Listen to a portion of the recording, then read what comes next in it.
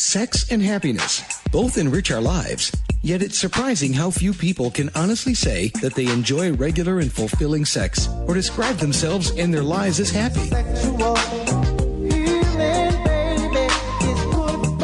Host Laurie Handlers helps you to experience real intimacy and happiness. You'll laugh a little, learn a little, and we hope put a smile on your face and a smile in your life. Now here's Laurie.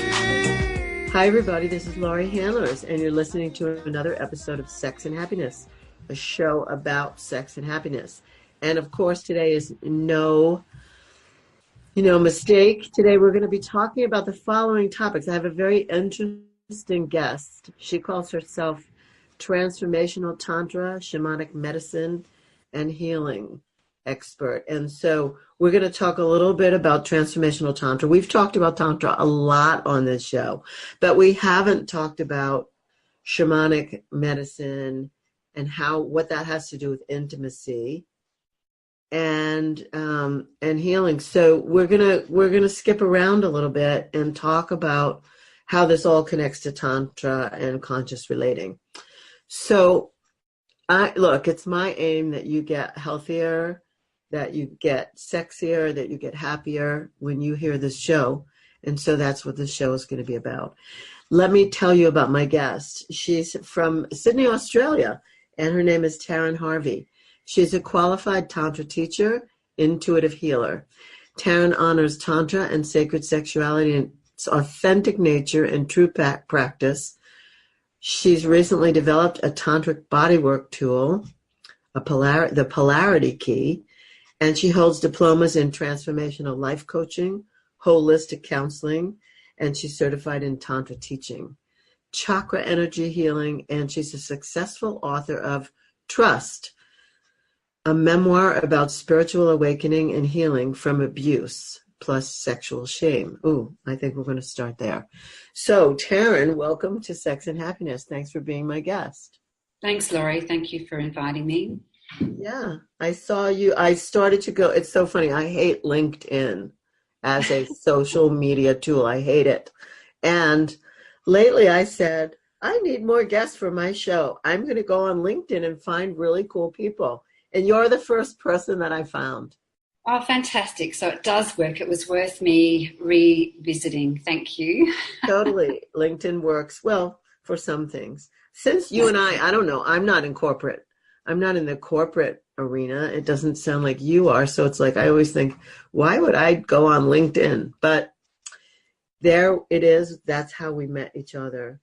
So Absolutely. Let's talk a little bit about this book you wrote, Trust, a memoir about spiritual awakening and healing from abuse plus sexual shame. So when did you decide you were going to write about that? And can you tell a little bit about your background, like what happened that forced you into this arena? Yes, absolutely. And that will explain too why I am on LinkedIn. In my personal and professional evolution as a young woman growing up, I was always interested in having a voice. And so public relations and media was a very fascinating space for me to enter into. And I studied communications and in Adelaide. And then I came to Sydney to work on the launch of Viagra. So I was with a big public relations company here.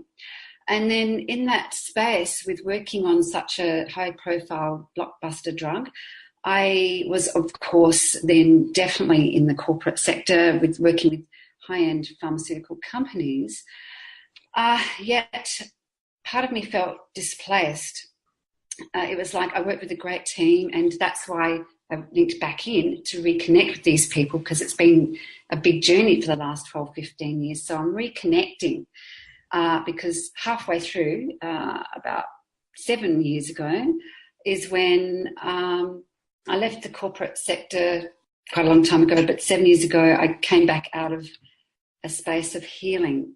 And that healing journey was undertaken beneath the surface, if you like, in that secret squirrel environment where I didn't realise how wounded I was. It's way before what we've seen as a very high-profile area of discussion nowadays. So for me, this was so new. And so I went into the sex industry. because I didn't want to go back into corporate. I was burnt out, and I didn't have the support. Let me just ask you this question. You mean corporate like the big pharma that launched? I just want to make sure. Yeah, absolutely. Yeah. So you're talking about big pharma that launched the Viagra pill. Yeah, I actually worked with a public relations company that had Pfizer as their account. Okay. And Merck, Sharp and Dohme, all the big ones. Okay, got it. So yeah, you were solidly in corporate. Absolutely. Okay. And then you woke up to the fact that you had experienced abuse long before people were talking about it. Exactly, because I threw myself into work. And a lot of people dream of success, but success came because I had no life. I was literally running on adrenaline and working with people who'd had sexual dysfunction in a very corporate setting. So for me, my sexuality journey began unraveling through working on the healing of others through this kind of corporate link, if that makes sense.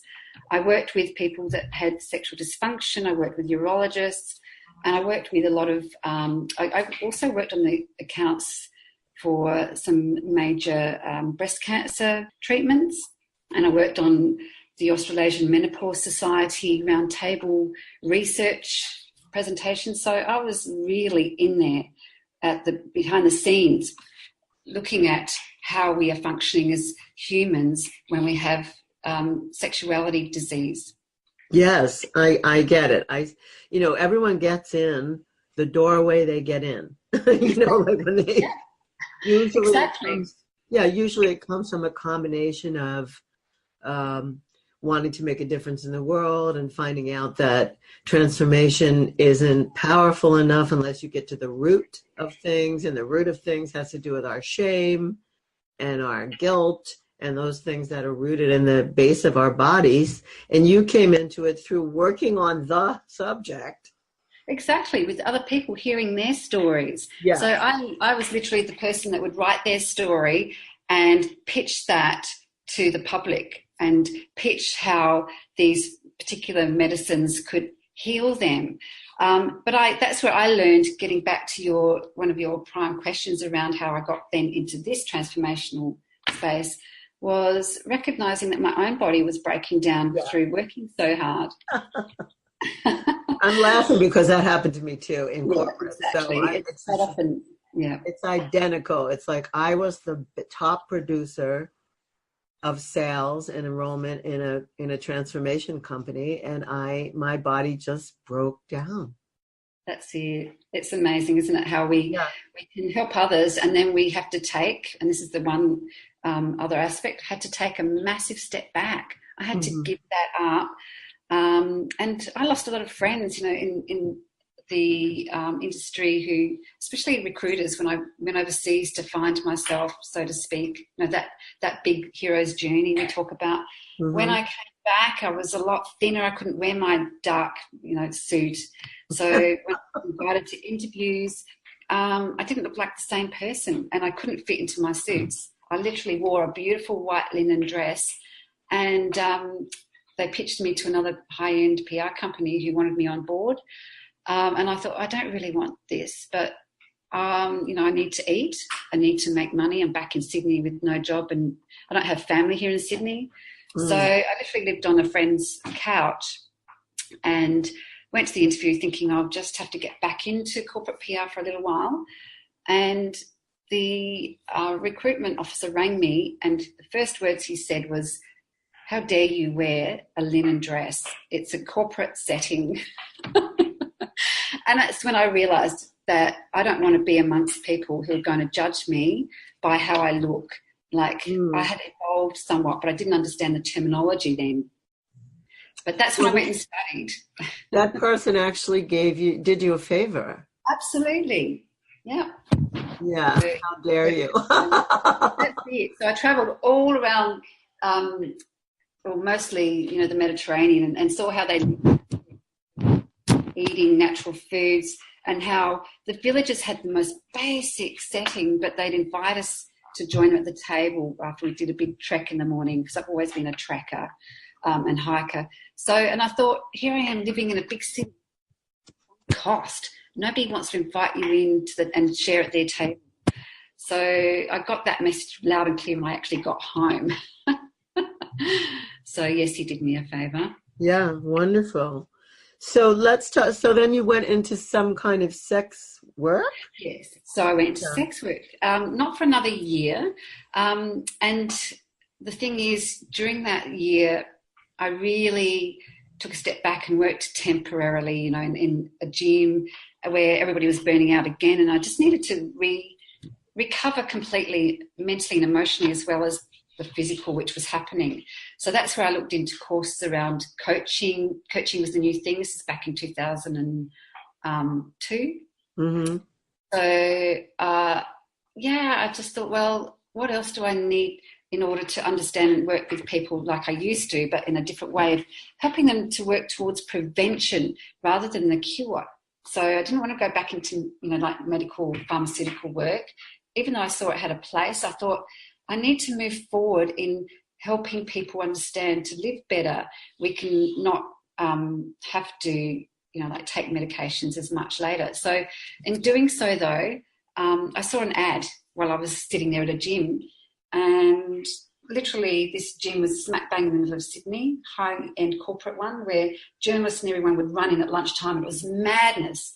And the boss was quite, you know, like full on, which I now know was full into her masculine. Yes. But at the time I just thought, why is everybody bossy and bully? And I saw this ad for an escort agency, and I just thought, okay, let's see, I've got to pay my rent. And it was the best leap of faith I ever took. Mm.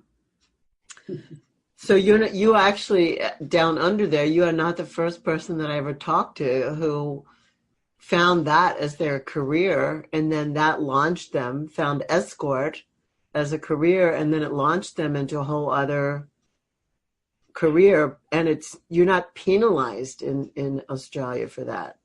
I mean, well, yeah. And on that, Laurie, it's a great point you make there, because especially at my age and with the shaming, which we haven't really delved into yet, I guess for me, I must point out here, in 2002, like I was 38, so nearly 40, had really not gone backward to deal with all my issues at this point. So I saw this as an opportunity to hide, heal, and regroup. And in the industry, what I discovered as I was studying, excuse me, it's quite humid here in Sydney, so the lungs get a little bit damp. Yeah. I actually realised when I went in that I met all these other women who, like me, were really looking at life from a holistic perspective, like how can we be true to ourselves without burning out and working through that level of masculinity, but at the same time be feminine and yet not feel caged in, abused. So that's where I realised that for me, yes, we as women as well had defined ourselves by what we figured was feminine, but we've learned, as I did in the sex industry, we actually to fit in and belong. So that industry on the flip side, which was always shamed as well, and you know, anybody that had lots of sex was a slut. And I was never that person in real life, but I was shamed by my mother and girlfriends early in life. So that's what came up when I was working. And I felt really held with the other women who were like, you know, doctors and lawyers who reached rock bottom and trying to survive to bring up their kids or get their licenses in Sydney. Like me, most of them had no family here. It was like, wow, where is it that we can't find a community or women outside of this space that were going to help us get back on our feet? The men within this space, they weren't always, you know, like even for me, the idea and the mythology was around sex being something that was procured for our beloved and yet not for ourselves. Right. Oh, that's so good. That just in itself is so good. So then, so we only have a couple more minutes in this segment, but then you're saying that all the stuff that had happened to you in the past, shaming from your mother, shaming from your girlfriends, that started to come up for you as you were in the sex industry. It did. Yeah. Did. Isn't it amazing? I call that transformation through pleasure. Like, as you're learning to have pleasure in your body, everything that isn't pleasure comes up, like all the past stuff. Well, that's what my first chapter is about, because that's what opened me up. It really took me on this journey back into my body. They asked permission, and a lot of it was, and when I say they, the men who had paid for my time. They didn't actually pay for sex, and that was another one of those myths, you know, that a sex worker is somebody that's given up on her life, body, soul. At one point of entry, of course, that's true. But once you're entered into that world, it's like the whole Persephone kind of archetype where you're actually empowered beyond belief. Yes. You know, I just want to say, you're reminding me of my favorite movie, which is Dangerous Beauty. And it's about it's about the Venice courtesans in before the church takes over. And that is just my favorite movie, because those women were so revered and the men didn't make any decisions without talking to them. Absolutely. Yeah. So I get it. I get that you, through not trying to, found not only survival, but you got your whole life out of shifting out of what was expected of you and doing something that was definitely not expected, and then life changed. It certainly did. Life changed by the time I was 40, well and truly. That's so great, Taryn. Thanks for sharing that. We need to take a little break here, but when we come back, we're going to talk a little bit about the wisdom that you have now, the stuff that has to do with conscious relationship, intimacy, and shamanic medicine. That's a part I don't want to leave out, the shamanic medicine part. So we're going to take a little break here, and when we come back, we'll delve right into that. If you just tuned in, you're listening to Sex and Happiness. I'm Laurie Handlers, your host, and I'm interviewing Taryn Harvey today, and she's just told us an incredible story. Perhaps some of you listening, it's happened to you, where all of a sudden you were one thing in life, you broke down and realized you had to switch, and you kind of got desperate and went to something else, and that something else transformed you. So stay tuned, because we're going to hear more about that, and it's very exciting. We'll be right back. Did you ever stop to think that love is your birthright? That you don't need to earn it or prove it? You just need to live it. I'm personally inviting you to the path of true love, power, and freedom. If you're ready to enliven your soul through conscious sexuality and dive deeply into profound ritual that frees your heart, I'm inviting you to join us for the spiritual sexual shamanic experience. This is better known to most of you as the ISTA Level 1 training. I am regularly leading these courses along with a team of accomplished facilitators all around the world. As a matter of fact, these trainings have taken place in 34 countries. For information on when I'm leading, go to butterflyworkshops.com. Or for a full schedule, you can go to schooloftemplearts.org. Please consider this invitation seriously, because love and freedom are your natural state of being. Are you wondering what book to read to jumpstart your life? Get the best from relationships? Attain the deepest feelings of intimacy? Do you want the best sex along with great happiness? Get your copy of Sex and Happiness, The Tantric Laws of Intimacy by Laurie Handlers right now. You'll learn how to make love in the unknown, take the performance anxiety and reaching a goal out of sex. You'll learn subtle ways of communication and really important practices to empower you when dealing with an intimate partner. You'll let go of blame and struggle. Doesn't this sound great? Sex and Happiness puts the innocence back into sex and gives Tantra the respect it deserves. Take charge of your life, physically, emotionally and spiritually with Sex and Happiness by Laurie Handlers, only $19.99 paperback and $14.99 ebook. Order your copy today by going to butterflyworkshops.com. That's butterflyworkshops.com for your copy of Sex and Happiness. If you're a woman who could use a little zest and zing in your arousal response, or maybe you know women or a woman who could use this, because many women say that their feelings of desire, arousal, and sexual satisfaction don't happen as naturally or as often as they'd like. So I want to tell you about Zestra, because Zestra was developed to meet this much-needed option for women. Zestra's safe and a patented blend of botanical oils and extracts, and it's created to help women have increased sexual sensations. Zestra comes in convenient single-dose personal packets. Each packet keeps the essential arousal oils and extracts free, fresh, and safe from light. And with application of Zestra, it starts to work within 3 to 5 minutes. And at about 10 minutes, there's something called the Zestra Rush. And that can last up to about 45 minutes. The great news is that Zestra can be used as frequently as you like during each sexual experience. Now, I'm somebody who believes that all women deserve sexual satisfaction. That's why I do this show, in case you hadn't noticed. So I believe that men and women deserve sexual satisfaction. So if you're a woman who isn't getting that kind of arousal response that you want, please call 877-426-8047. That's 877-426-8047. And please remember to say you heard about Zestra from Laurie Handlers on the Sex and Happiness Show.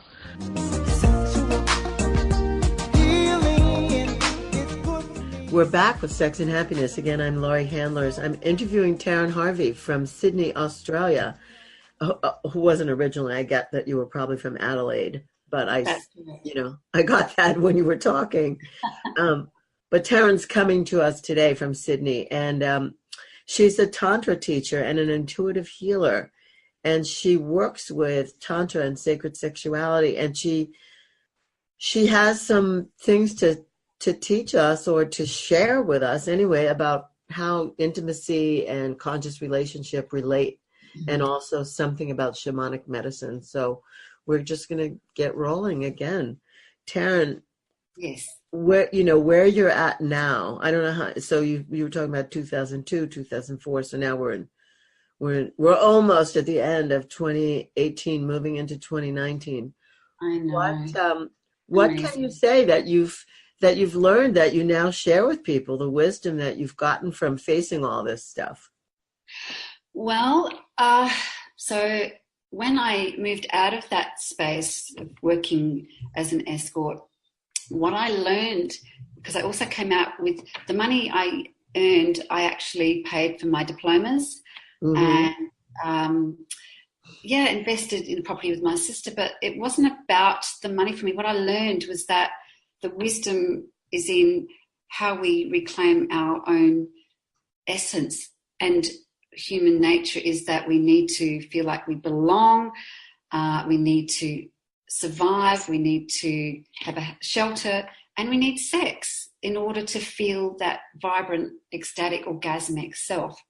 So the wisdom I definitely garnered from the sex industry was that I was not only shown by a lot of these amazing men that I met, very rarely were they married, by the way. So the stigma that women would place upon that was that, you're stealing my husband, which we have in outside society anyway, was the opposite. It was like I learned from men that there's loneliness and there's a need for sexual intimacy. Yes. And by the way, if they were married, you were probably keeping their marriage together.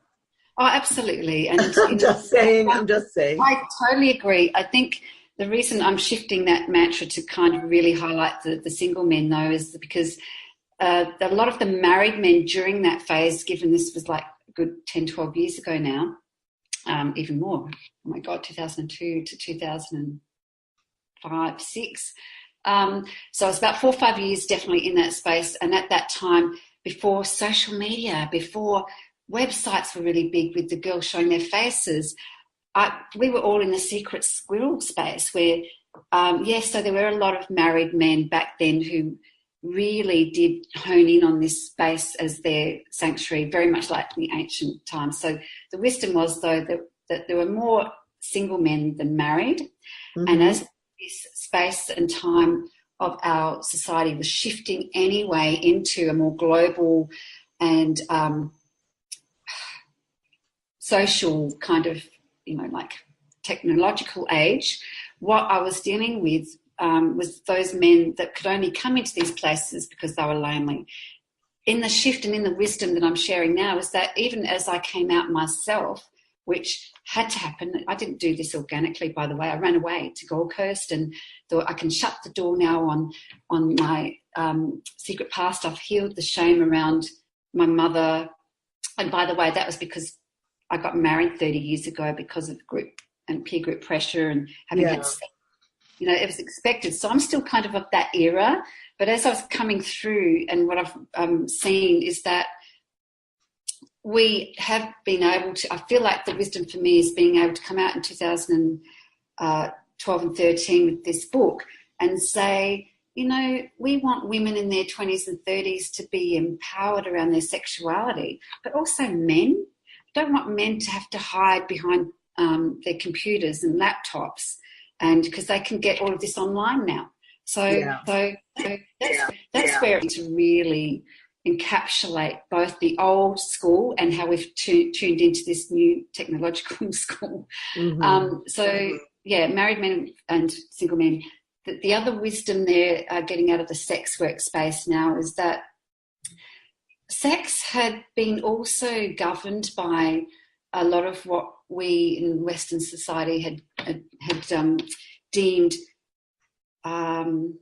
disgusting or lewd or because of a lot of the repression from our age groups as well.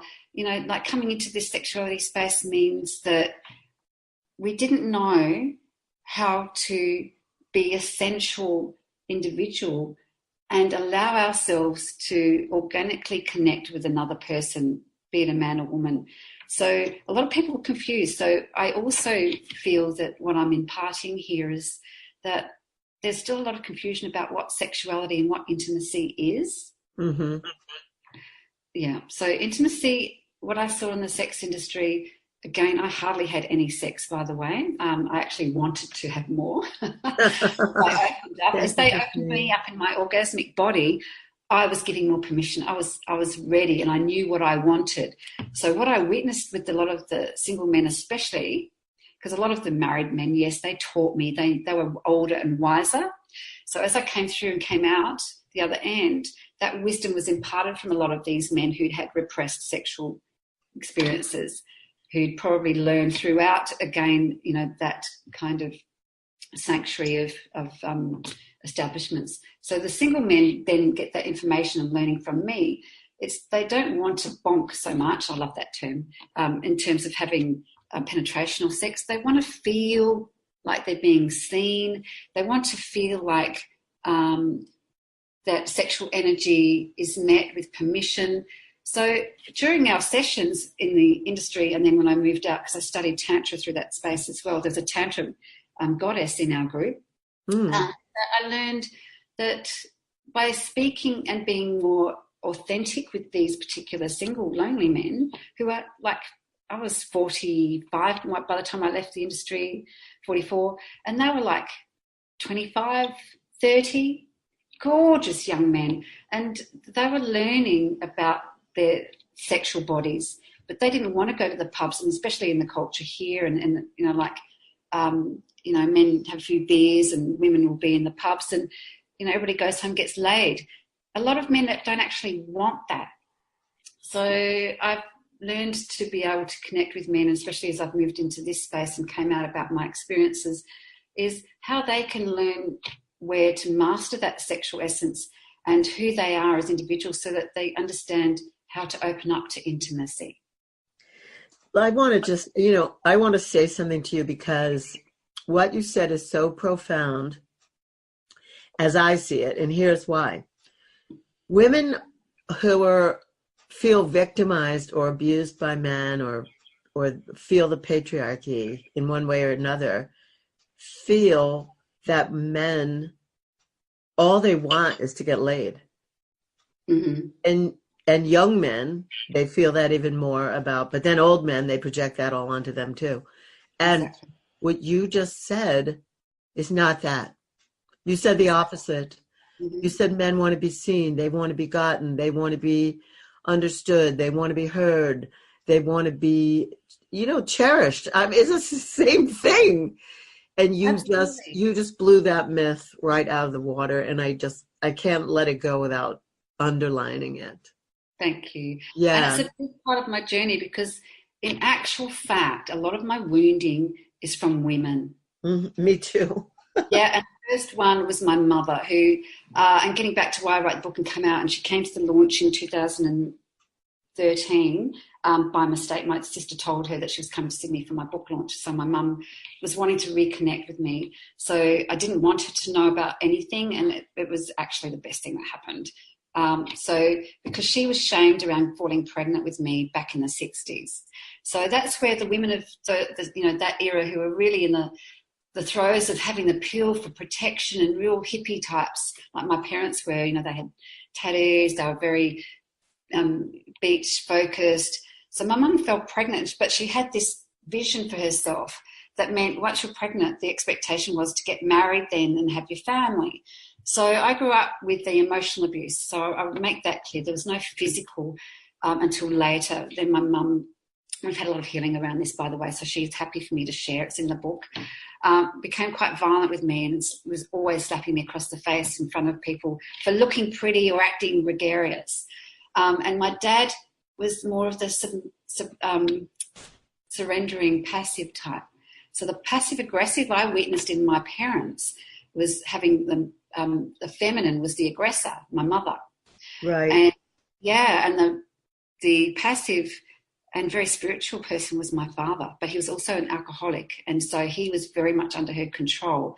Even though she had to marry him, I then grew up with the mixed messages that they loved each other. So my mum had no healing. No. So that's in terms of that ongoing wound from the feminine and the women in my life, and the shaming around sexuality that carried on until I dipped into the sex industry and dipped back out. I had no choice then and when I say had no choice, the industry kept calling me, because the GFC then happened when I came back to Sydney again to start again. And it was like, far out, like, okay, I hear you. And I contacted the local tantric school and talked about it, about why is it that I feel like people aren't getting this, but I don't want to go back into the sex industry, but I want to work in this space. How do I do that without having to sell sex again? Because I was past that. I want to help be a healer in that sexuality side. And healing had to begin with my mother. Yes. Well, you know what? That it has to begin with all of us and all of our mothers and fathers, because they didn't know Tantra and they didn't know how to have conscious sex. They didn't know how to have like really super conscious sex. They didn't know how to create us from like this super love space and a planned thing and everything. They didn't know any of that. They were just people like animals, like all animals, making babies. That's it. So my dad, and that's the thing. And I guess I didn't finish off about the masculine side. My dad was very much a forward thinker like that. He gave me my first amethyst crystals, a lot of them which I feel protected me. And yet he just didn't feel strong enough to step up in that space. He started the first Tai Chi practice in my neighbourhood growing up in Adelaide. He was known as that, that funny, fastidious, like sometimes vain. He was very much that person that was all about the body before his time. So really, by the time I came out with the sex industry, etc., I didn't have the strong masculine support externally. So it was sad that in the internal, secret world of men was where I got my men kind of space and that masculine support. Because even my father, they were so suppressed by a lot of the women who took back their power through marriage, through withholding sex.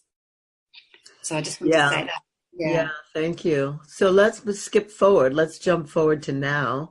Okay. Clearly you're an educator, a Tantra educator, intuitive healer, and you help people with conscious relating and intimacy, clearly what you've learned. And then how do you mix that with shamanic medicine? That's like I'm at the edge of my chair wanting that, because I teach ISTA, which is, I teach a level 1 ISTA, and level 2 ISTA, which is spiritual, sexual, shamanic training. Yes, I've been looking at that because I remember seeing ISTA when I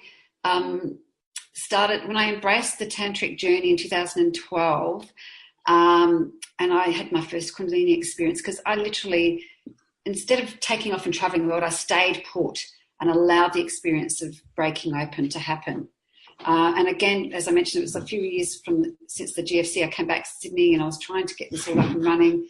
I went and worked at the Heart Foundation. I worked at all these different places to try and escape what the calling was, which was work with this orgasmic energy and allow the message to flow through you.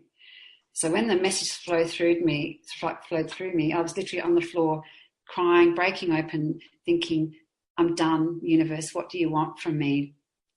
And I'd had my ritual crystals that my dad had given me out on my table, and I was living in this box of a place, burning out again from the commute, and working with people around hearts and opening up hearts. So again, the message was keep your heart open. So I recognised in those couple of years because I've always been a hiker and outdoors, and my journey has been about getting back out. And I was literally running. I placed an ad that I was going to offer Tantra, and I'd already been back in 2006-07, some training with one person, but online training and with some other schools. And so for me, it still didn't come back into the grassroots. I didn't want to just do tantric massage because I felt I saw a lot of escort clients who never got erections, and I thought, no, you just want cheap rub and tug.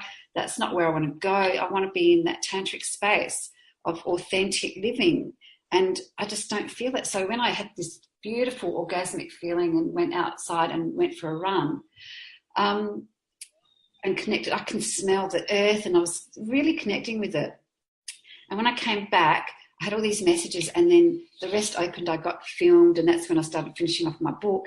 So the last few years, I've been doing a lot of work behind the scenes, like with other practitioners that I studied with, way back in 2002 and 2004, who are now practitioners in their own right, who have done a lot of the shamanic earth practices.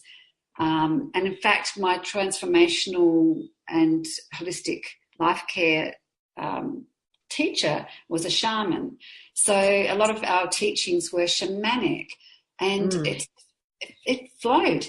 It's like an organic process of allowing myself to connect with the outdoors. So even in my teachings, I take my students outdoors, and we do a lot of work in the open. And I saw the ISTA trainings back then too, and I thought, wow, yeah, I kept putting that off to maybe one day go and participate, because in the meantime, of course, we've all been, taking up arms, I guess, and running with what's opened up, because I feel the wisdom that came through me then with just rolling with it has been, quite a fast process in the last 6 years. It's like, wow, where did that time go?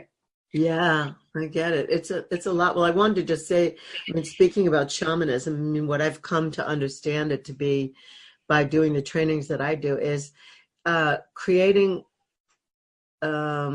supernatural reality or altered states of reality where then some of the messages come through the veil of what ordinary reality is to extraordinary reality, and the messages come through and people don't resist. Like they just get it because they're not on any drugs. They're just we create those kind of experiences, though, that drugs often create in people. This kind of supernatural reality. So I love that, supernatural reality. Well, that's spot on, because my Kundalini experience, because I'd self-pleasured in that moment where I just thought, I'm dying anyway. Last episode of Drama Queen coming in there, which was, like the hooks from the past. So as soon as I opened up and said, I'm not going to be that person, I'm moving forward, even though I felt like I was cracking open. Yes, that's where that veil lifted.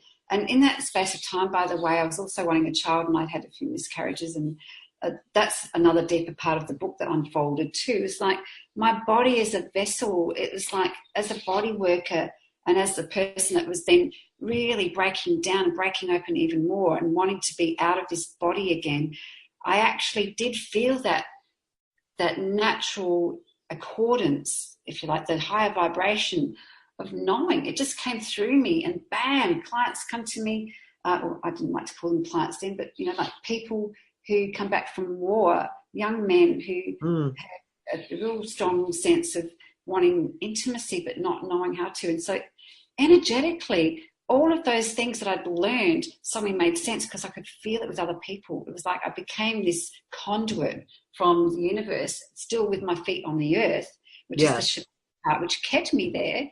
So now it's like, oh my God, somebody up there had a good laugh.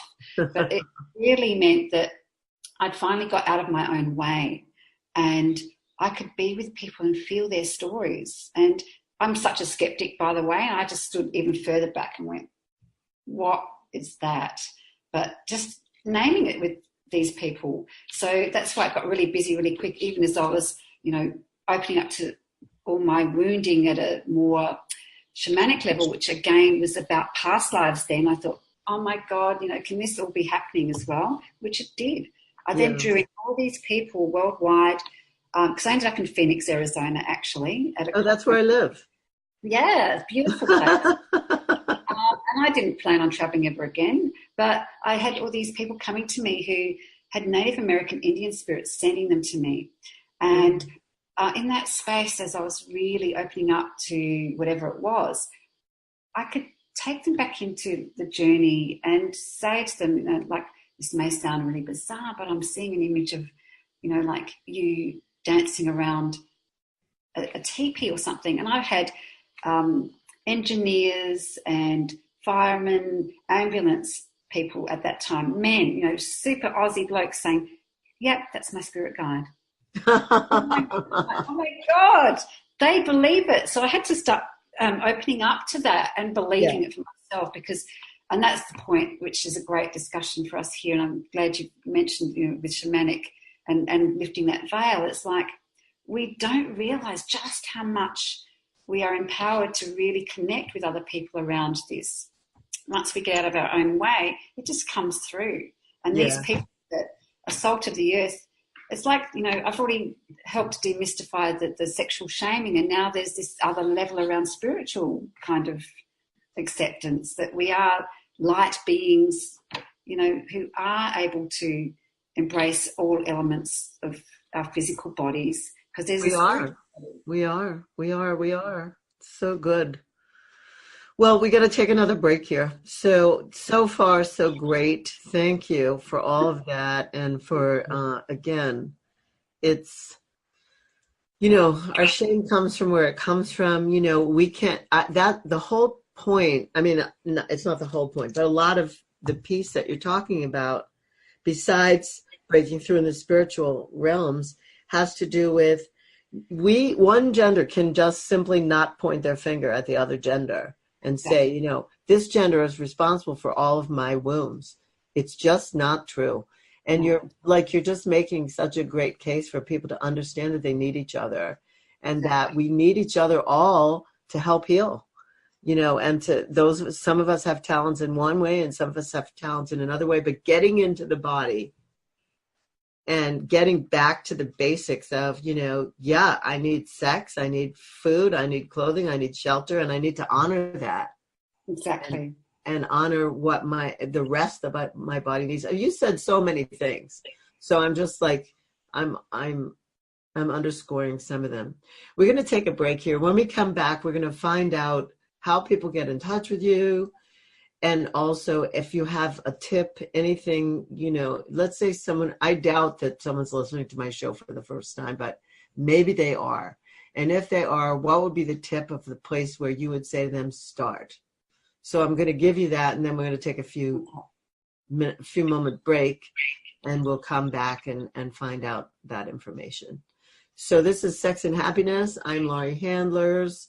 I'm thrilled to have Taryn Harvey on my show today because I love her message. So I hope you do too, and we're coming right back. Stay tuned.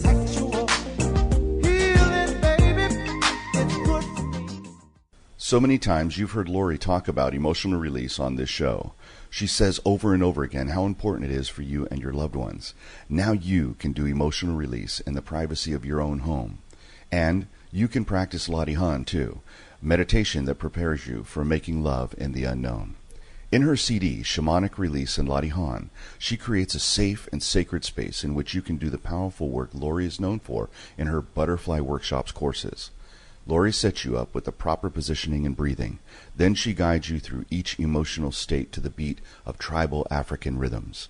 This CD actually provides an easy way to do emotional clearing work on a regular basis.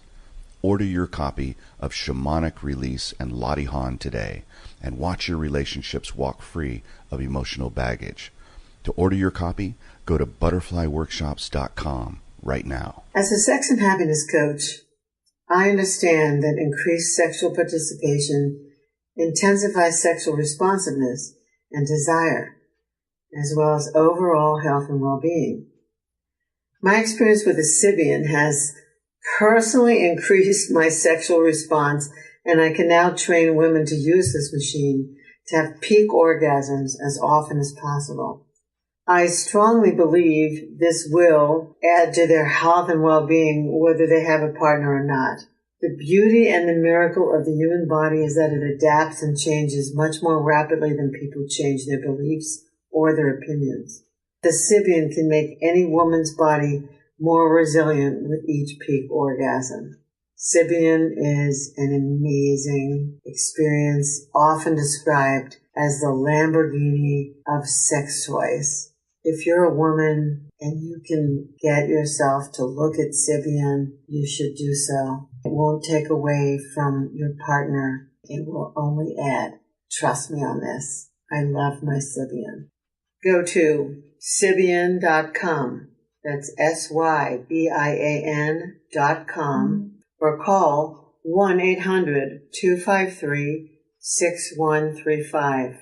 That's 800-253-6135 and say Laurie Handler's told you about Sybian. And by the way, if you do have a partner, ask about Venus for Men. That's Venus, Venus, for men. In this segment, Taryn, if you would let people, first of all, do you have anything, if I was just starting out today, I had never heard anything about any of this, and for the first time I'm listening to this show, what would you tell people? What would you tell somebody to do first? I tell them to come right back to that place where they remember feeling ecstatic about life. What gave them pleasure, and help them understand the word, what it means. Because a lot of people think pleasure is, like from the genital perspective, sexual, and yet the unconscious person, when we say unconscious, again, coming right back to the people that don't know much about what we're talking about, right. They want to know how to connect and how to feel this belonging, how to feel excited and pleasured in a way that is ongoing and not just a fulfillment that needs to happen with another person sexually. Yeah, that's a different dance. That's a completely different dance, but pleasure is something, the body needs it. We all need oxytocin and all the other things, serotonin, dopamine, endorphins, which you got when you were doing running and hiking. But there's something about connection to self and then connection to others that doesn't really have to be sexual. It could just be feeling connection, feeling connected in the world. So I love it. I guess that's why it took me a different, like dark night of the soul experiences, like breaking down and breaking open to come back to pleasure. Because as I mentioned, the second time, first time I went into the sex industry, the second time I self-pleasured as I was moving into the tantric space, and I had my first Kundalini awakening. So when I witness people who come to me and want to have orgasm, and especially women, it's just booming with women now. Like the first 10 years of my life, it was all men. Then it started to have a trickle of women, 5 years ago. And now I see mostly women. It's quite interesting because we're learning that the pleasure that takes place in the body is also an ongoing healing aphrodisiac. It's our capacity then to keep that state within our sacral chakra, that space between our hips, which I call the Holy Grail. That's what everybody was striving for, in the history books when we read about it. That's what modern society is about, and that's why I know I'm still in Sydney. I mean, I travel around a bit, but I tend to find as more women are doing this work, probably that's why I'm shifting again, but we don't realise the Holy Grail is about feeling into that essence and filling up our own cups. So I'm teaching so much here in Sydney because that energy goes towards paying off $1 million loans or keeping kids in private school. And so, trying to stay in that grassroots space, working with these people, it gets more and more difficult because they want more. They come to me and then, that sounds like so easy, but it's really hard work when they look at what they have to change. They have to look at what pleasure is and then go back to remembering it and then deconstruct what they've blocked it with. Yeah, very good. Very, very good. Thank you for that. It's a great tip. So if you're out there and this is the first time you're hearing any of that, anything about all this, Taryn's just given you a great idea, which is go back to when you experienced pleasure and figure out how you blocked it. And the why doesn't matter. Like the why, sometimes people want to know why this happened and why that happened. Sometimes the why doesn't matter at all. Like just unblocking is what's important. And so it's great advice. Taryn, how do people get in touch with you? Let's say they're not in Sydney. Let's say they are in Sydney and they want to get in touch with you, but let's say that they're somewhere else because my listeners are all over the world. What's the best way for people to reach you? Okay. Well, I have a website, tantricmedicinewoman.com. I found that was really easy, tantricmedicinewoman.com. Okay. And yeah, Taryn at tarynharvey.com is my email address. So let's spell that, though. Not everybody knows how to spell Taryn. Yeah, Taryn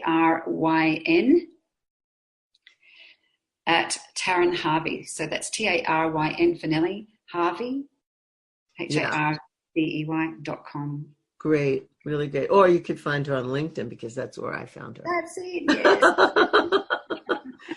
I'm very excited that I found you. If I should come back to Sydney, which is likely, I would love to meet you in person. I, of course, invite you to ISTA. There's plenty of ISTA in Australia. I know, it's exciting. Lovely. And thank you so very much for being my guest today on Sex and Happiness. Thank you too. Yeah, it's been wonderful.